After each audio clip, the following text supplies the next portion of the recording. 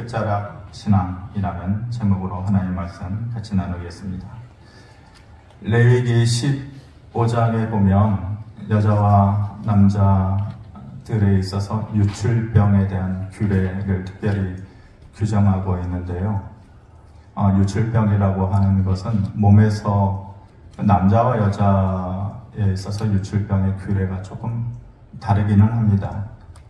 남자의 경우는 유출병이라고 하는 것이 몸에서 흘러나오는 어떤 액체 또는 피 이런 것 때문에 몸이 부정하게 되는 경우를 얘기하죠. 여자의 경우는 좀 다른데요. 어찌되었건 몸에서 흘러나오는 그런 것들, 여자는 두 가지의 경우를 얘기합니다. 우리가 일상적으로 알고 있는 여자의 정상적인 생리 현상, 한 달에 한 번씩 하는 그런 생리 현상이 있지 않습니까?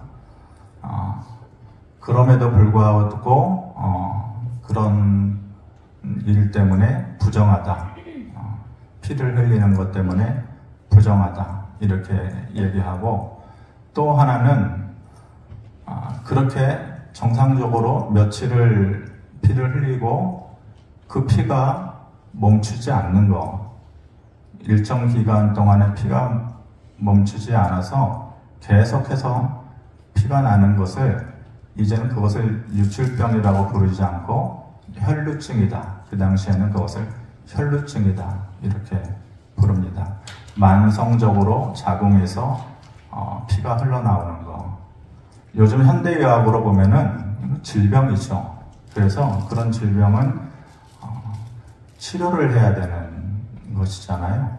충분히 이해가 되는 것이고, 그런 질병을 가진 여자들은 배려를 해줘야 되는 것이고, 또 의학적인 측면으로 접근을 해줘야 되는 것이고, 그래야 되는데 그 당시에는 그런 시각을 가지지 않았어요.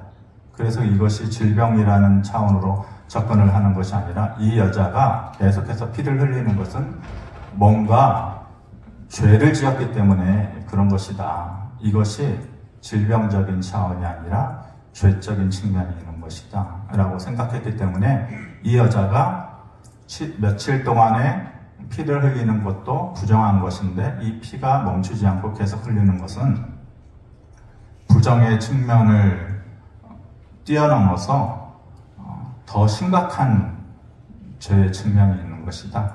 그러니까 이 여자는 접근 불가, 접근해서도 안 되는 것이고, 이 여자하고 접촉하는 사람은 더 부정한 사람입니다. 이런 사고와 생각이 있었던 것이죠. 그러니까 아주 사회적으로 고립돼서 살아갈 수밖에 없는, 비난받는 이러한 여자가 되는 것이죠. 그래서 레위기 15장 19절에 보면 이러한 유출병에 대해서 규례를 이렇게 정하고 있어요. 어떤 여인이 유출을 하되 그의 몸에 그의 유출이 피이면 이래 동안 불결하니, 그를 만지는 자마다 그를 만지든지 아니면 그 여자가 만지든지 저녁까지 부정할 것이다. 그런 접촉을 하게 되면, 접촉을 하게 되면 서로 만진 자마다 부정하게 된다 이런 말이죠. 근데 오늘 본문에 나와 있는 이 여자가 그 질병을 가지고 있었다. 근데 몇 년 동안 가지고 있었냐? 12년 동안 알아왔다라는 것이죠. 근데 성경에 있어서 이 숫자라는 것은 약간의 상징성을 가지고 있어요. 그래서 3년이다, 또 7년이다, 10년이다, 12년이다 라고 하는 이 숫자라는 것이 상징성을 가지고 있는데, 찻다라는, 찰만자를 써가지고 찻다라는 3년도, 7년도, 10년도, 12년. 우리 연필이 한 타스가 몇 개 들어있어요? 12개 들어있잖아요. 10년도 꽉 찼다라는 의미를 가지고 있어요. 3년, 3이라는 숫자, 7이라는 숫자, 10이라는 숫자, 12라는 숫자, 꽉 찼다라는 숫자예요. 그래서 단지 12년 동안 알았다라는 것이 꼭 12년 동안 알았다라는 것이 아니라 이 여자가 죽을 정도로 꽉 찰 정도로 그렇게 인생을 힘겹게 살아왔다라는 것이죠. 그래서 26절에 보면 한 구절이 이 여자의 인생 전체를 다 표현해주고 있어요. 한번 읽어보겠습니다. 26절 시작. 많은 의사에게 많은 괴로움을 받았고 가진 것도 다 허비하였으되 아무 효험이 없고 도리어 더 중하여 찾던 차례. 이 여자의 전체 인생을 한 구절에 다 녹여서 표현하고 있죠. 뭐라고 표현해요? 많은 의사에게, 그리고 많은 괴로움을 받았고. 많은 의사에게 갔으면 나아야죠. 근데 도리어 많은 괴로움을 받았고 가진 것도 다 허비하였고 거지되었겠죠. 그런데 아무 효험 없었고 절망했겠죠. 도리어 더 중하여졌고. 절망스러운 이 여자의 인생에 대해서 얘기하는 거죠. 그런데 이 여자가 27절에 예수의 소문을 듣고 무리 가운데 끼어 뒤로 와서 그의 옷에 손을 대니, 예수의 옷에 손을 대니 안 되는 거예요. 이런 행동을 하면은 절대로 안 되는 거죠. 용납이 안 되는 거예요. 왜 그래요? 조금 전에 우리가 레위기 말씀 봤잖아요. 레위기의 말씀. 이 유대인 사회에 있어서 구약의 율법대로 살아가는 유대인 사회에서는 절대적으로 용납할 수 없는, 이해할 수 없는 행동을 만지면 그도 어떻게 된다는 거예요? 부정해지는, 난리 나는 거예요. 이 여자가 만지면 어떻게 된다는 거예요? 이 여자가 만지면 어떻게 된다는 거예요? 부정해진다는 거잖아요. 이 여자가 예수님을 와서 만지면 예수님이 어떻게 된다는 거예요? 예수님이 부정해진다는 결론이 되는 거잖아요. 그럼 난리 나는 거예요.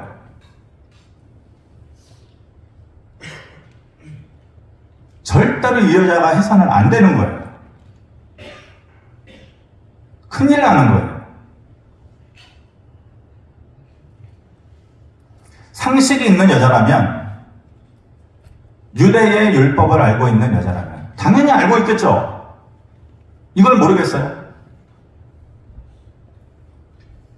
상식적인 것인데 조상 대대로 이 정도는 들어서든 어떻게든 알고 오는 내용인데 모르겠어요? 절대로 해서는 안 되는. 그런데 이 여인은 어떻게 생각했다라는 거예요? 28절에 보면 이는 내가 그의 옷에만 손을 대어도 구원을 얻으리라 생각했다라는 것이죠. 그의 옷에만 손을 대다.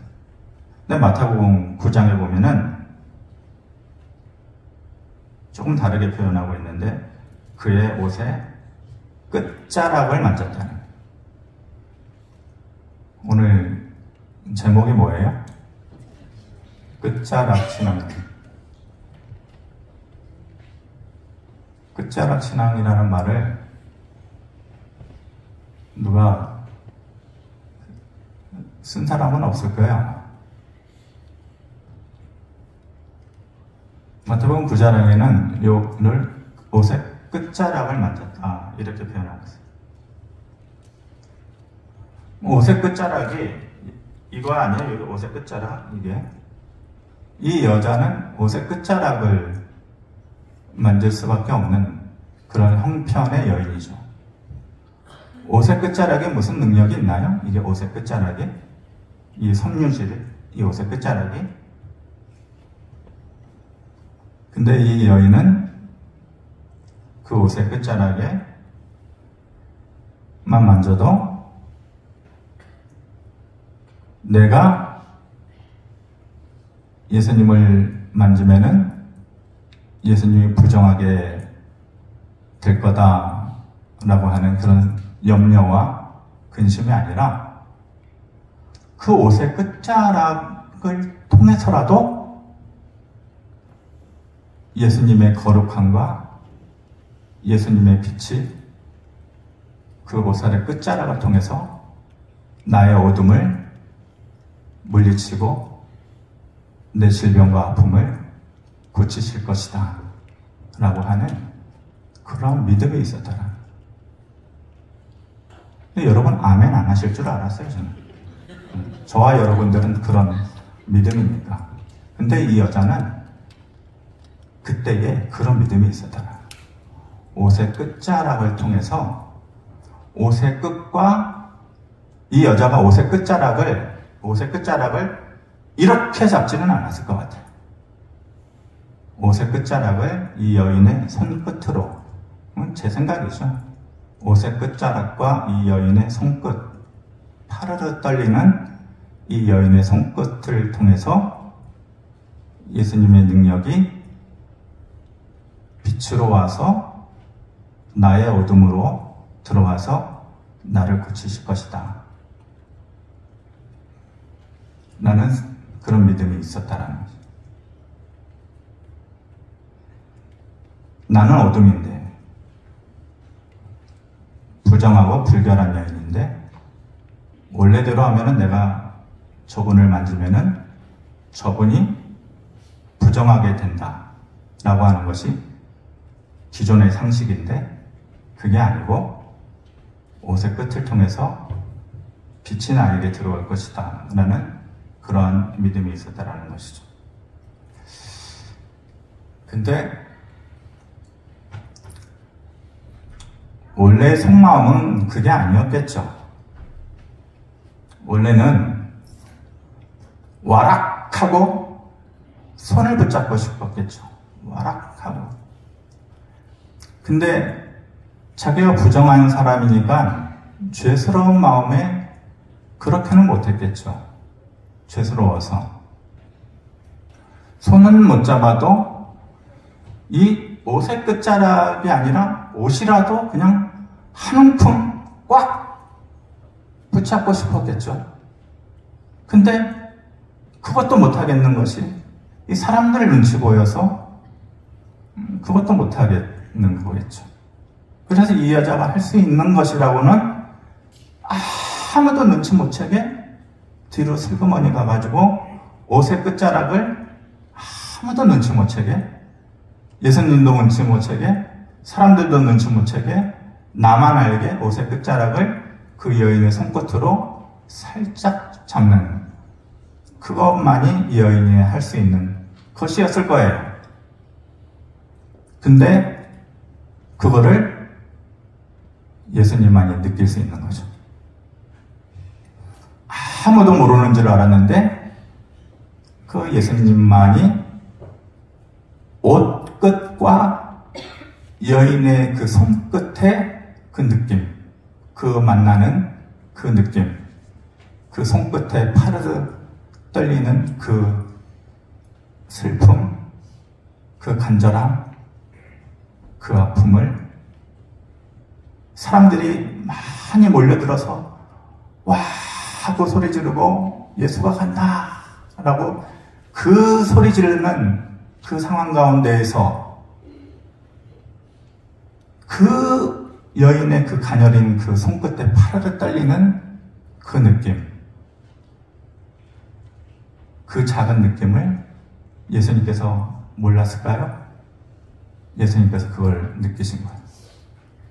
마치 천둥이 막 치고 비바람이 치고 번개가 치고 우르릉빵빵 우르릉빵빵 소리가 나고 엄청 시끄러운 그 비바람 치는 저녁에, 엄청나게 시끄러운 저녁에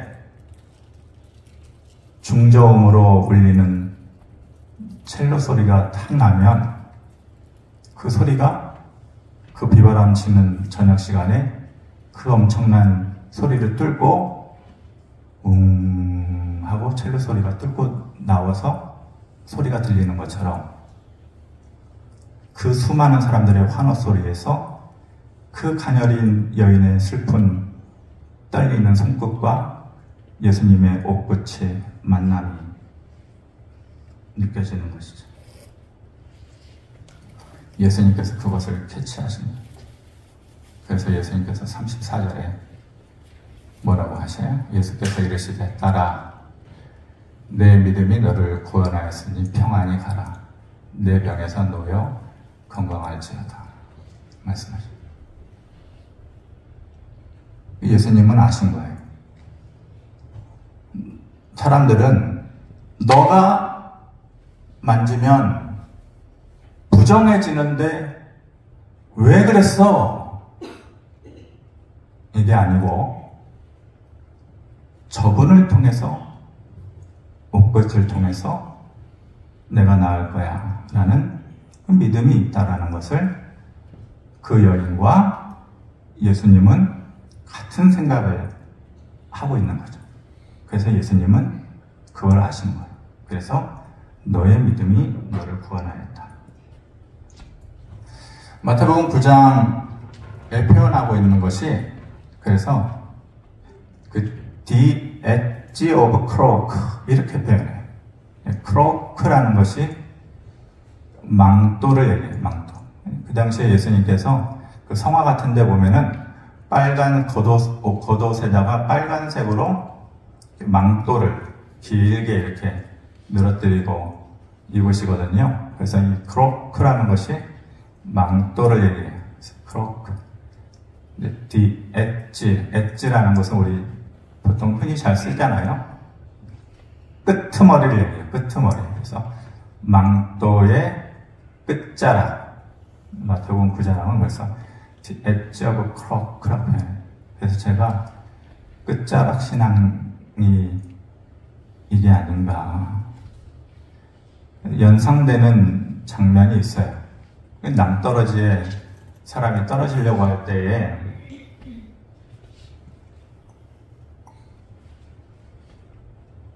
안 떨어지려고 바둥바둥 하잖아요.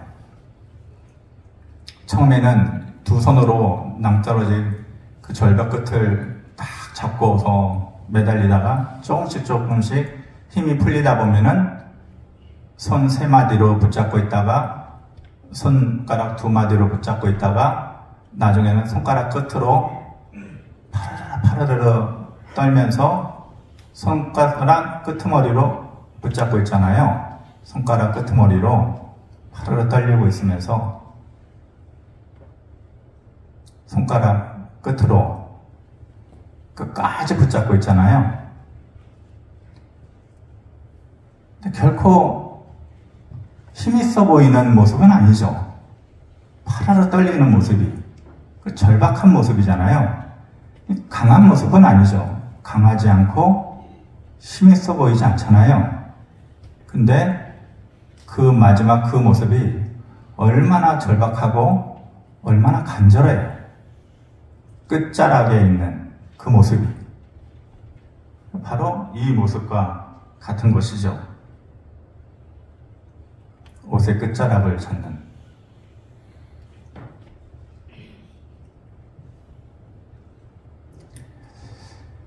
열왕기상 1장을 보면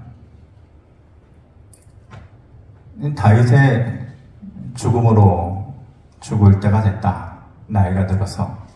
그래서 냄새도 못 맡고 그 화려했던 다윗의 날도 다 가고 이제는 눈도 다 어두워지고 죽을 때가 돼서 근데 한 가지 준비를 해야 되는데 후계자를 준비를 해야 되는데 솔로몬을 왕으로 세워놔야 되는데 정확하게 솔로몬을 왕으로 세울 준비를 하지 못하고 이제 다윗이 죽을 때가 돼서 그 솔로몬의 이복형이었던 아도니아가 역모를 꾸미죠. 배신을 하고 솔로몬이 원래는 왕이 돼야 되는데 그래서 혼자서 역모를 꾸미면은 실패할 가능성이 있는데 굵직굵직한 인물들이 그 역모에 가담을 해줘요. 그 중에 가장 중심적인 인물이 요압이에요. 요압. 요압이 누구예요? 다윗의 군대 장관 아니에요? 그 정도의 사람이 같이 가담을 해주니까 백성들도 같이 가담을 해주는 거예요. 그러니 자칫 잘못하면은 솔로몬이 왕이 돼야 되는데 아도니아가 왕이 될 판이죠. 백성들이 우르르 몰려가서 아도니아를 왕으로 세워주자라고 가담을 해주는 거죠. 그러니 큰일 난 거죠. 선지자 나단하고 밧세바가 뒤늦게 다윗을 찾아가서 이건 잘못된 거다. 당신이 원래 솔로몬을 왕으로 세우고자 했는데 아도니아가 지금 왕이 되고자 하니 빨리 수습하지 않으면은 하나님의 뜻에도 어긋나고 잘못된 것이다. 다윗이 뒤늦게 정신 차려서 솔로몬을 내 후계자로 또 하나님의 뜻에도 맞는 것이니 왕으로 세워라 해가지고 나단과 밧세바가 중심이 돼서 솔로몬을 정식으로 백성들 앞에서 왕으로 세우죠. 그래서 나팔을 불고 기름을 붓고 백성들 앞에서 공식으로 솔로몬이 왕이다 라고 정식으로 공포를 하죠. 그러니까 이쪽에서도 저기 왕이라고 하고 이쪽에서도 왕이라고 하고 하지만 누가 정식으로 왕이 돼요? 솔로몬이 정식으로 왕이 되니까 아도니아를 왕으로 세워놨던 사람들이 큰일 난 거죠. 자기네가 왕인 줄 알았는데 조금 타이밍, 시간차가 있었던 것이죠. 조금만 늦게 했었다라면 솔로몬이 왕이 될 수 없었던 차에 솔로몬이 먼저 왕이 되니 이 사람들은 누가 된 거예요? 배신자가 된 거죠. 영모꾼이 된 거죠. 잘못된 영모를 꾸미면은 구테타를 잘못하면은 어떻게 돼야 돼요? 죽는 거죠. 그래가지고 이 사람들이 뿔뿔이 도망가 버려요. 그러니 영모의 주도자가 됐던 아도니아는 이제는 어떻게 돼야 돼요? 죽어야죠. 그러니까 영모를 꾸몄던 사람들이 다 뿔뿔이 흩어지고 아도니아하고 또 아도니아하고 합작했던 다윗의 군대 장관이 누구? 요압도 이제 죽어야 되는 운명이 되는 거예요. 사람들 다 도망가고 이제 아도니아하고 요압 남았겠죠? 이제 죽어야 될 운명을 받아들여야 되는데 어디로 갔다 그래요? 열왕기상 1장 50절 또 2장 한번 볼까요? 1장 50절 시작. 아도니아도 솔로몬을 두려워하여 일어나가서 제단불을 잡으니 2장 28절 시작. 그 소문이 요압에게 들림에 그가 여호와의 정막으로 도망하여 제단불을 잡으니. 멀리 갔더니 해야 살아남죠. 도망가야죠. 근데 어디로 갔다 그래요? 도망가야 되는데 어디로 갔다 그래요? 제단불을 잡으니. 멀리 도망가지 않고 제단으로 가서 둘 다 각자 제단불을 잡았다. 제단, 번제를 드리는 번제단에 그림 보여주시면은 저게 번제를 드리는 번제단이 있어요. 금으로 입은 번제단도 있고 옆에 그림 보면은 돌로 만든 번제단도 있어요. 근데 어찌되었건 돌로 만든 번제단이든지 금으로 입은 번제단이든지 뇌 귀퉁이 끝에 보면 뭐가 있어요? 저렇게 뿔 모양을 만들어 놨어요. 뿔 모양을. 근데 아도니아도 그렇고 요압도 그렇고 가서 뿔을 잡았다 그래요. 뿔을. 근데 저게 하나님께서 구약에서 규례로 만들어 놓은 거예요. 죽을 죄를 지은 사람은 마지막에 죽기 전에 제단에 있는 뿔을 잡으면은 그는 살려주어라 라고 하는 것이 마지막에 하나님께서 베푸신 국률함이에요. 하나님께서 만드신 규칙이에요. 그래서 아도니아하고 요압이 죽기 전에 마지막으로 제단에 가서 그 뿔을 잡은 거예요. 원래 제단의 뿔은 번제를 드릴 때에 각을 떠서 짐승을 잡잖아요. 그 피를 제단의 뇌 귀퉁이에 있는 뿔에다가 피를 발라요. 그거는 구원의 상징이에요. 그러니 이 뿔을 잡는다라는 것은 상징적으로 마지막에 하나님께 구하는 구원의 의미를 얘기합니다. 마지막에 하나님께 구하는 하나님의 은혜를 구하는 것. 마지막에 하나님께 구하는 피난처의 의미를 구하는 것. 그 의미를 가지고 있는 것. 여러분 도피성 아시죠? 도피성. 사람이 자기도 모르게 사람을 죽였어요. 그럼 그 사람은 죽어야 돼요. 이에는 이 똑같이 죽어야 돼요. 그런데 자기도 모르게 사람을 죽였다. 나 모르고 죽였는데요?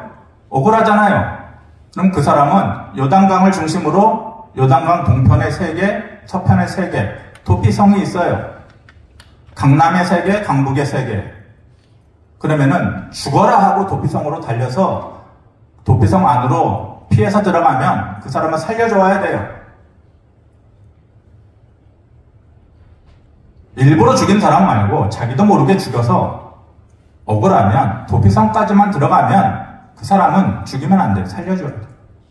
하나님께서 만드신 법이에요. 그게 나중에는 예수 그리스도의 십자가의 은혜로까지 이어지는 거잖아요. 거기까지만 가면 사는 거예요. 이 재단의 뿔이 바로 마지막 피난처요. 마지막 도피성과 같은 것이에요. 어찌되었건 재단의 뿔을 잡으면은 마지막에 그는 살려주어야 되는 거예요. 그것이 끝자락 은혜예요. 끝자락. 마지막에 피할 곳 없으면 어찌됐건 그 끄트머리에 인생의 끝에 낭떠러지에 파르르 떨리는 손가락 마지막 마디 그 끝에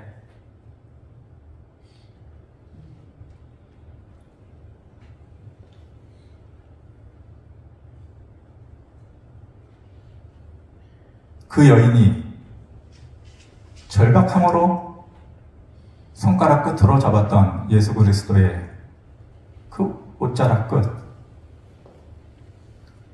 그 묘하게 연결이 되는 거예요. 그것이 바로 끝자락 은혜인 거죠. 끝자락 은혜. 끝자락 신앙인 거죠. 제가 오래전부터 기도할 때에 사무실에서도 그렇고 뭘 붙잡고 기도하는 습관이 있어요. 사무실에 들어오면 오른편 책상 위에 설교 원고를 세워둔 그곳에 손을 얹어놓고 내 귀퉁이를 이렇게 붙잡고 습관이죠. 거기에 서서 이렇게 거기 붙잡고 이렇게 기도하는 습관이 있는데 뭘 붙잡고 기도하는 습관이 있죠.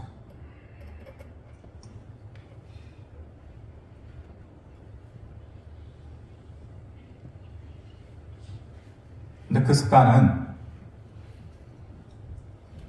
어렸을 때부터 만들어진 습관인 것 같아요.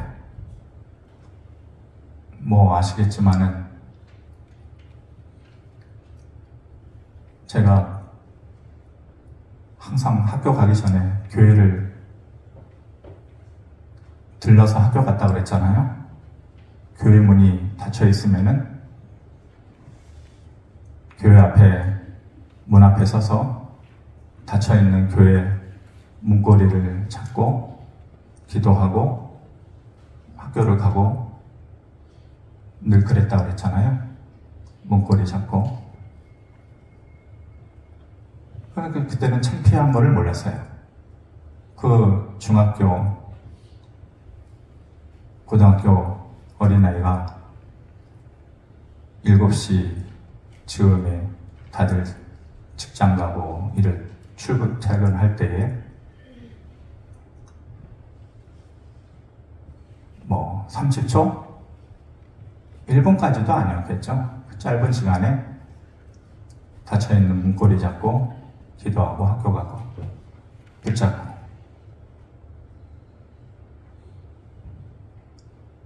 그때는 이 재단 끝을 붙잡는다라는 그런 생각이 아니었죠. 근데 지금 생각해보면은 그때 문고리 잡았던 것이 여인의 옷자락 끝을 잡는 거하고 재단 끝을 잡는 거하고 그것이 끝자락 인생, 끝자락 신앙인 것 같아요. 아침에 저희 딸아이하고 또 이제 아내하고 아침에 이제 나가는데 아내는 몰랐을 거예요. 제가 이제 아침에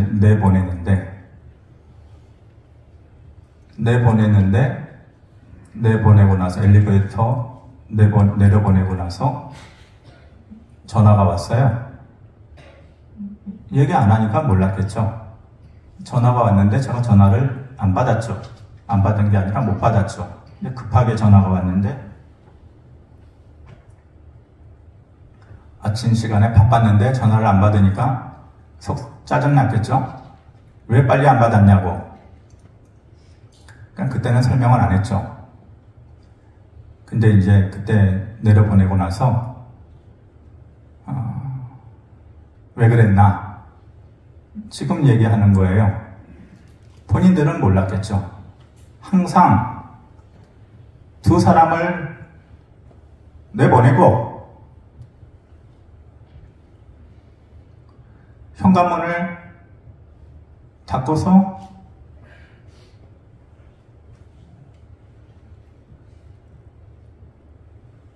문고리를 잡고 기도하죠. 네 가지를 기도하죠. 오늘도 광야를 생활하는 저 두 사람 불기둥과 구름기둥으로 보호하시고 인도하시고 저들의 손으로 하는 일 위에 만나와 메추라기에 축복을 더하시고 저들을 축복하는 자들을 축복하시고 저주하는 자들을 저주하시지 마시고 그것까지는 아니니까 저주하는 자들은 막아주시고 그리고 전도서 3장 13절에 하시는 말씀처럼 먹고 마시고 그리고 수고함으로 낙을 누리는 것이 하나님의 선물이라 하셨사오니 크고 작은 일상의 선물을 오늘도 하나님께서 허락해 주십시오. 그 문고리를 잡고 늘 기도하죠. 그렇게 문고리의 끝을 잡고 늘 기도하죠. 이것이 제가 가지고 있는 끝자락 신앙입니다.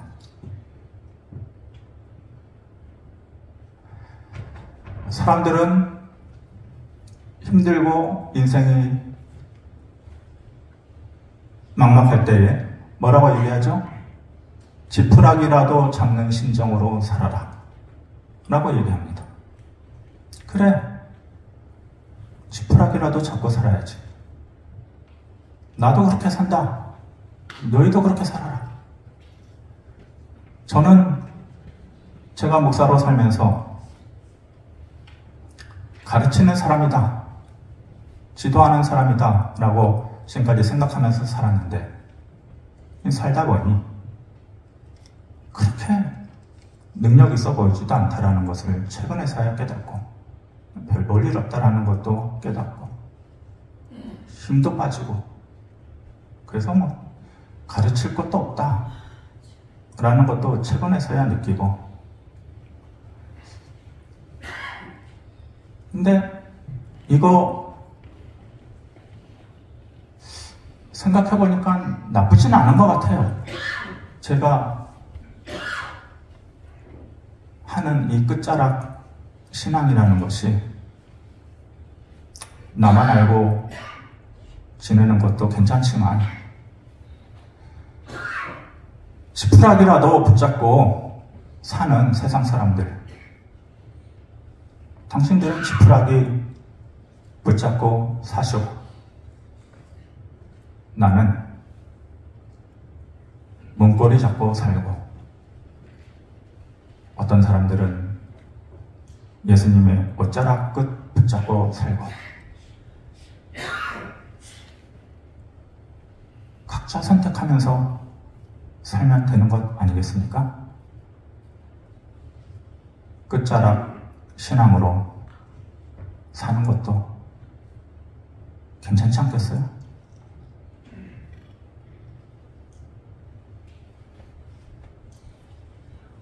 이 정도면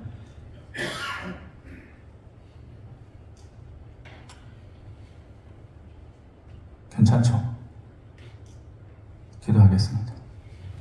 아버지 하나님, 우리의 인생 끝자락 신앙 가지고 살아갈 수 있도록 은혜를 더하여 주시옵소서.